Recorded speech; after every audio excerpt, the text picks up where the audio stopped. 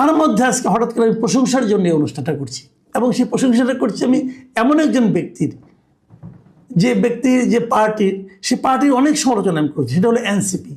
এনসিপির কিন্তু আমি অনেক সমালোচনা করি, এনসিপির অনেকে আমার উপর খুব দুঃখিত হন। সেই এনসিপির একজন নেতা মিস্টার হাসনাত আবদুল্লাহ, এই হাসনাত আবদুল্লাহকে আমি ব্যক্তিগতভাবে পছন্দ করি, কারণ আমার কাছে তাকে সবসময় খুব আউটস্পোকেন এবং মানে হিপোক্রেসি নাই এই ছেলেটা আমার কাছে মনে হয়, তাকে আউটস্পোকেন মনে হয়, এবং আমার ধারণা ওনার মধ্যে হিপোক্রেসিটা নাই, যা বলেন সেটাই করার চেষ্টা করেন। তো উনি গতকালকে একটা ফেসবুকে লাইভে এসেছিলেন। উনি বোধহয় কোনো ক্লাস নেন, এরকম ক্লাসের একটা আবহাওয়ার মতো একটা বোর্ডের সামনে দাঁড়িয়ে উনি লাইভে এসে উনি গত 17 ফেব্রুয়ারি যে শপথ নিয়েছেন এমপি হিসাবে শপথ নেওয়ার পর উনি কি করেছেন এই কয়েকদিনে তার একটা ফিরিস্তি উনি দিয়েছেন। বিশ্বাস করেন আমি এটা দেখে রীতিমতো অভিভূত হয়ে গেছি। উনি কি করতে পেরেছেন সেটা কিন্তু আমার কাছে ইম্পর্টেন্ট না, আমার কাছে ইম্পর্টেন্ট হলো ওনার ট্রান্সপারেন্সিটা। উনি যে সব খোলামেলা জনগণকে বলছেন, পাবলিককে বলছেন, এবং এই বলার জন্য, এটা দিয়ে একদিনই বলবেন তা না, এটা অব্যাহত রাখার জন্য উনি একটা ফেসবুক পেজ করেছেন, তার নাম দিয়েছেন জবাবদিহিতা।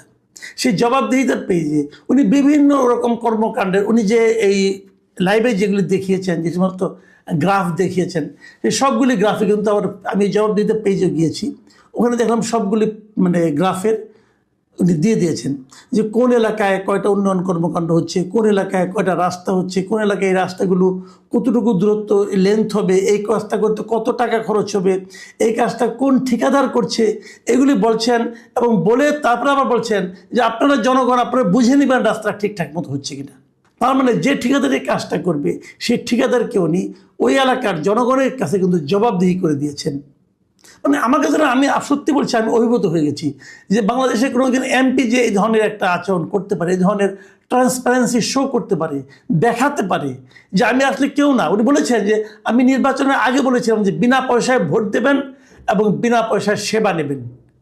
মানে আপনারা আমাকে ভোট দিয়েছেন, আমি আপনাদের কোনো পয়সা দিইনি, এখন আমি আপনাদেরকে যে সেবাটা দেব এই সেবাটা আপনি কোনো পয়সা ছাড়াই নেবেন। এই যে কথা বলার সাহস, এটা কিন্তু সাহস লাগে। আপনি আমার কাছ থেকে সেবা নেবেন এবং এই জন্য আমাকে কোনো পয়সা দেবেন না, এই যে বলা, এই যে বলতে পারার যে সাহসটা, দিস ইজ ভেরি ইম্পর্টেন্ট। এবং আমি মনে করি এটা আমাদের এমপিদের জন্য একটা খুব জরুরি বিষয় বটে। দেখুন উনি যেখানে এগুলি বলেছেন তাই না, উনি ব্যাপারটা বুঝিয়েছেন, মানে ডিটেল একদম গ্রাফিক্যালি বুঝিয়েছেন। যখন উন্নয়ন কর্মকাণ্ড হয়, উন্নয়ন কর্মকাণ্ডগুলো কে করে, কারা করে, এই যে roads and highway, LGED, PIO, এদের যে প্রত্যেকটা ডিপার্টমেন্ট আলাদা আলাদা, এবং এরা কে কোন কাজটা করে এটাও কিন্তু উনি সুন্দর করে বুঝিয়ে দিয়েছেন, যাতে নাকি মানুষ বুঝতে পারে যে কোন কাজের জন্য, কোন কাজ হওয়ার জন্য অথবা কোন কাজ না হওয়ার জন্য আমরা কার কাছে যাব, কাকে জিজ্ঞাসা করব, এটা যেন মানুষ বুঝতে পারে। মানে উনি একই সঙ্গে, আমার কাছে যেটা মনে হয়েছে, উনি একই সঙ্গে সমস্ত জনগণকে কিন্তু ওনার সঙ্গে উনি নিয়ে নিয়েছেন। এটা একদম একদম নতুন একটা বিষয়, আমি এর আগে কখনো এরকম দেখিনি। এর আগে কোনো এমপিকে, কোনো সংসদ সদস্যকে এতটা ট্রান্সপারেন্ট হতে আমি আগে দেখিনি। আগে ভাবখানা এমন ছিল কি, এমপি সাহেবের লোক জমিদার টাইপের লোক, উনি আমাদের কিছু দয়া করে দেবেন, সেটা আমরা গ্রহণ করে মুগ্ধ হব। উনি একটা ব্রিজ করে দিবেন, পরে বলবেন না কেন ওখানে আমি ব্রিজ করে দেইনি। আর ওটা তো আপনি ব্রিজ করে দেননি, ওটা তো জনগণের অর্থে, ওটা যে জনগণের পাওনা প্রাপ্য। আপনি কেবল এটার জবাব দিয়ে দেওয়ার জন্য আপনি কেবল ছিলেন এখানে, এখানে আপনার কোনো ক্রেডিট নাই। আপনি বরং চুরি করেছেন, আপনি চুরি করেছেন, অত কম চুরি করেছেন, অত বেশি চুরি করেছেন, কিন্তু কাজটা জনগণের। এই জনগণের এই ব্রিজটা করে দেওয়ার জন্যই আপনি কিন্তু প্রতিজ্ঞাবদ্ধ জনগণের কাছে। আপনি জনগণের মালিক না, আপনি জনগণের সেবক। ঠিক এই কথাটাই আমি হাসনাত আবদুল্লাহর মুখে উচ্চারিত হতে শুনলাম, যে উনি এখানে সেবা করতে এসেছেন, কিছু নিতে আসেননি। বিশেষ করে আমি কিন্তু এই ইয়াংদের মধ্যে এই ধরনের আচরণে আশা করেছিলাম, এবং হাসনাত আবদুল্লাহ সেটা দেখে একটা কথা আমি বলি, এই যে কাজগুলি করার পাশাপাশি উনি যে জনগণের যে কি জনগণেরও যে একটা দায়িত্ব আছে, উনি কিন্তু এটা উল্লেখ করলেন। যেমন রাস্তার পাশে কেউ পুকুর বানায়, পুকুর বানানোর পরে রাস্তাটা এসে পুকুরে পার বানায় ফেলায়, তারপরে পুকুরে যখন বর্ষাকাল হয় তখন পুকুরের কারণে রাস্তার ভাঙে, এই যে বিষয়গুলো উনি এটা উল্লেখ দেখেছেন, একদম গ্রাফিক্যালি ছবি এঁকে দেখালেন যে এই মাঝখানে এতটুকু ফাঁকা রাখবেন, তাহলে কিন্তু আপনার দায়ী হবে। এবং নতুন বলছেন আপনার রাস্তা করতে চান, রাস্তা চান, কিন্তু জায়গা ছাড়তে চান না, তা তো হবে না। মানে উনি, আমার কাছে যেটা মনে হয়েছে যে একটা মানুষ কতটা সেন্সিবল হতে পারে, মানে উভয়ের প্রতি, সরকারের প্রতি, জনগণের প্রতি, সবার প্রতি, এটা হাসনাত আবদুল্লাহ দেখিয়েছেন। এবং এটা হলো গিয়ে আমাদের দেশের মানুষ যখন এমপি পায়, মন্ত্রী পায়, তারা যে তাদের প্রতি মানুষের যেটা মানে আপনার সম্পর্ক থাকে, সেই সম্পর্কের চেহারাটাই যেন হাসনাত আবদুল্লাহ পাল্টে দিতে যাচ্ছেন। আমি খুবই হ্যাপি। এবং উনি বলেছেন যে কিভাবে সরকারের কাছ থেকে কী পায়, পৌরসভায় তার এলাকায় দেবিদ্বারের পৌরসভায় যে কতগুলি ভিজিএফ কার্ড আসবে, সেই ভিজিএফ কার্ডে হলো 3081টা ভিজিএফ কার্ড পায় ওনারা এখানে এসেছে। এবং প্রত্যেকে 10 কেজি করে চাল পাবেন। এবং পুরো উপজেলায় যেরকম 20,635টা ভিজিএফ কার্ড আসবে, তারাও সবাই 10 কেজি করে চাল পাবে। এই চালগুলো কারা পাবেন, কোন দরিদ্র লোকেরা পাবেন, ওইগুলোও কিন্তু উনি বলে দিচ্ছেন। এবং এই বলে দেওয়ার মাধ্যমে কী হবে, ওই লোকগুলো যারা নাকি এই ভিজিএফ কার্ড পাওয়ার উপযুক্ত, তারা কিন্তু বুঝতে পারবে যে আমার নামে কার্ড এসেছে। এবং এটাও বলে দিয়েছেন যে কোন ইউনিয়নে কার কাছে আপনি যাবেন কার্ড পাওয়ার জন্য। এখন তারা যাবে সেখানে, যদি কার্ড না পায় নিশ্চয়ই অভিযোগগুলো তারা হাসনাত আবদুল্লাহর কাছে করবে। তখন হাসনাত আবদুল্লাহ জবাব দিয়ে যাওয়ার মধ্যে তাদের কাছে জবাব দিয়ে এটা চাইতে পারবেন। আমার কাছে যে জিনিসটা সবচেয়ে ইন্টারেস্টিং লাগে সেটা বলে আমি শেষ করি আলোচনাটা। উনি বলেছেন যে উনি এই রমজান উপলক্ষে 39 বাক্স খেজুর পেয়েছেন। প্রতিটা বাক্সে 8 কেজি করে খেজুর ছিল। এবং এই 8 কেজি খেজুর মিলে সব মিলে হচ্ছে 312 কেজি খেজুর। এই খেজুরগুলো সরকার দিয়েছে, উনি কিনেন নাই। উনি বলেছেন যে এই খেজুরগুলো সরকার দেয় এবং এইগুলো বিভিন্ন জায়গা থেকে সরকার পায়। এবং এই খেজুরগুলো উনি 15টা ইউনিয়নের বিভিন্ন মাদ্রাসাগুলোতে ভাগ করে দিচ্ছেন। এতে হয়তো সবগুলো মাদ্রাসা, প্রতিটা মাদ্রাসা তো 3 কেজি করে খেজুর পেতে পারে। এই জন্য একটা ব্যাখ্যা দিলেন। এই খেজুরটা কিন্তু এই বছরই প্রথম পায় নাই, এর আগেও প্রত্যেকটা মানে সংসদীয় এলাকাতে কিন্তু এরকম খেজুর, দুম্বার মাংস, উটের মাংস এগুলো কিন্তু আসে, বিশেষ করে মধ্যপ্রাচ্য থেকে এগুলো আসে। কখনো পেয়েছেন?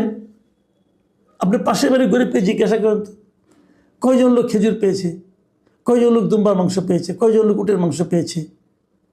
হয়তো হাসনাত আবদুল্লাহ এমপি না হলে আপনি জানতেই পারতেন না যে সরকার এগুলি দেয়।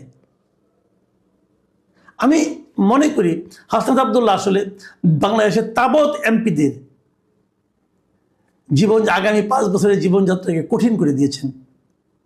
আমি আশা করব প্রত্যেকটা এমপি, প্রত্যেকটা জনপ্রতিনিধি, গেলে এমপি না জনপ্রতিনিধি, প্রত্যেকটা উপজেলা চেয়ারম্যান যারা হবেন অথবা ইউপি চেয়ারম্যান যারা হবেন, তারা সবাই সরকারের কাছ থেকে কী পাচ্ছেন এবং জনগণকে কী দিচ্ছেন সেই ব্যাপারে ট্রান্সপারেন্সি মেনটেন করবেন। কীভাবে করবেন আপনাদের ব্যাপার, কিন্তু করবেন। এবং আজকাল তো আপনার সোশ্যাল মিডিয়ার যুগ, আপনারা ফেসবুকে একটা পেজ খুলেন, একটা পেজ খুলে আপনার সঙ্গে দেখিয়ে দেন আপনি কী কাজ করছেন, কী কাজ কীভাবে করছেন না করে দেখিয়ে দেন। এবং আমি এর সঙ্গে এটাও আশা করি, আমি দেখলাম 2 দিন আগে আমাদের প্রধানমন্ত্রী জনাব তারেক রহমান উনিও একটা বক্তব্য দিয়েছেন ডিপ্লোমেটদের একটা অনুষ্ঠানে, যে দুর্নীতির বিরুদ্ধে উনি কঠিন পদক্ষেপ নেবেন এবং দুর্নীতির বিরুদ্ধে পদক্ষেপ নিতে উনি দলীয় পরিচয় দেখবেন না। আমি কিন্তু ওনার কথায় আশাবাদী হচ্ছি। আমি ওনাকে বলবো, আপনি উচিত হবে আপনার যে আপনার দলের নয়, কিন্তু তারপরে হাসনাত আবদুল্লাহর এই যে পদক্ষেপটা আপনি এটাকে অ্যাপ্রিসিয়েট করবেন। আমি প্রধানমন্ত্রীকে অনুরোধ করবো, আপনি হাসনাত আবদুল্লাহর নাম ধরে তাকে ডেকে নিয়ে তার কাছ থেকে অনুরোধ করবেন যে তুমি একটা মডেল করে দেবো, এই মডেলটা আমি সমস্ত এমপিকে দেবো এবং প্রত্যেকটা এমপিকে অনুসরণ করতে হবে। এবং আমি প্রধানমন্ত্রীকে এটাও বলবো, এই জবাবদিহিতার নামে হাসনাত আবদুল্লাহ যেটা করেছে, একটা পেজ করেছে, আপনিও একটা পেজ করুন। সেই পেজ হবে দুর্নীতির বিরুদ্ধে অভিযোগ। আপনি একটা পেজ করেন, দেখবেন কত লোক আপনার কাছে অভিযোগ জানায়, সেটাকে নিয়ে আপনি সঠিকভাবে বিচার করেন। এবং সবচেয়ে কঠোর বিচারটা করবেন তাদের, যাদের উপর নাকি এই দুর্নীতি দমনের দায়িত্ব দেওয়া হবে। ধরেন একজন সাধারণ মানুষ চুরি করলো, তার যে শাস্তি হবে, যদি পুলিশ চুরি করে তার শাস্তি তার ডাবল হবে। যদি দুদক চুরি করে তার চাকরি চলে যাবে, কোনো আলোচনা নাই। যদি এভাবে করতে পারেন তাহলে কেবল দুর্নীতিটা মুক্ত হতে পারবে দেশ। তাহলে আপনি যা চান যে দুর্নীতির বিরুদ্ধে কঠোর পদক্ষেপ, দুর্নীতিমুক্ত দেশ, সেটাই করতে পারবেন। আমাদের এখানে কিন্তু এটাই হয় যে ঘুণ পোকার মতো দুর্নীতি কিন্তু আমাদের প্রত্যেকটা ভেতর থেকে খেয়ে দিচ্ছে। এই ঘুণ পোকা বন্ধ না করতে পারলে, দুর্নীতি নামের এই ঘুণ পোকাকে যদি আপনি বন্ধ করতে না পারেন, এদেশের উন্নতি হওয়ার কোনো সম্ভাবনা আমি দেখি না। এবং সেক্ষেত্রে আমি হাসনাত আবদুল্লাহকে স্যালুট করছি যে উনি প্রাথমিক পদক্ষেপটা নিয়ে দেখিয়েছেন যে কিভাবে নিজের ট্রান্সপারেন্সি প্রকাশ করা যায়। আমরা প্রত্যেকটা এমপিকে দেখতে চাই এবং সেই সঙ্গে এটাও বলছি আমি হাসনাত আবদুল্লাহকে ফলো করতে চাই। এটা কি হঠাৎ আলোর ঝলকানির মতো একদিনই, নাকি পরবর্তীতে এটা চলবে? প্রিয় দর্শক, এখন এই পর্যন্তই। আল্লাহ হাফিজ।